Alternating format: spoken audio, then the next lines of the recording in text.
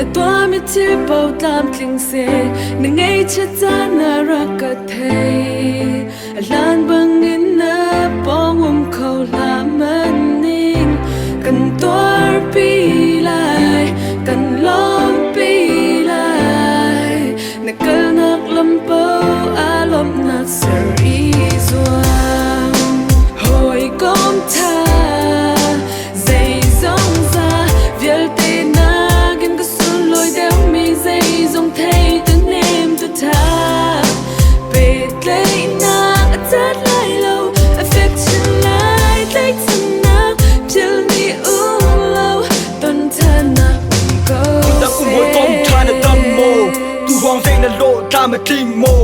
tu na mun in ale kalding hila bia hin na chukte in kan thei na mi khama na chuang heta se mong na sim chuak ti khat tham ti khat lek ti khat in nuam chal in le ti chan khil ko se lo chan ni liep dak bang kan le khat nun ai thang wa dak tiang in ai thang di na in Hawikom si dak thei chi thil ko lo mi ni la chan kal tak chang mi liep cha chan mi khama a chuang hi wa zo na uma hit king a rich Hawikom vun kin di bia phong de ni a ke chi kan liu chan ka ngai hi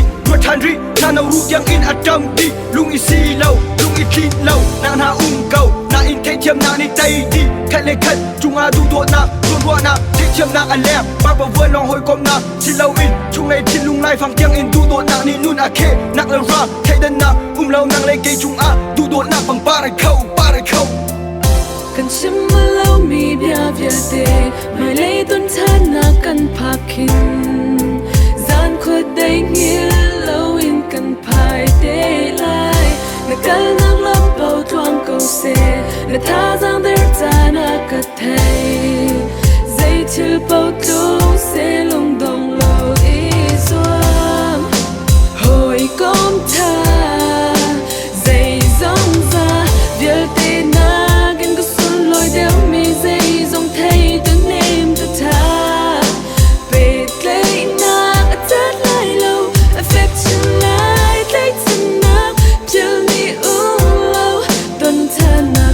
go lung thiang in Hawikom lung thiang in hai i ton harnak ton tik run i bom hai pen in kan i chon bun i zon harnak kan tuar na thil rit bun i shom thei chan nuam chan ton tik ni sum bit chim bit in lam a pi ngeihchiat ton tik lung dong in kan chan an hiệp tu Hawikom tha suy ngun cho va nak sung deu dei lei pawng in sung deu Hawikom tha leng lei chung ka tha bit Hawikom sung leng lei chung ka nuam bit nang kan nei zai na ruah zai na tuah na kalnak pawng lam i shwe se kam biak ba pathian ni dung zal in pi se ba pathian ni Hawikom tha Zeizong za vialte nagin ka sunhloih deuhmi Zeizong thei tu nem tu tha tlaihchannak atat lai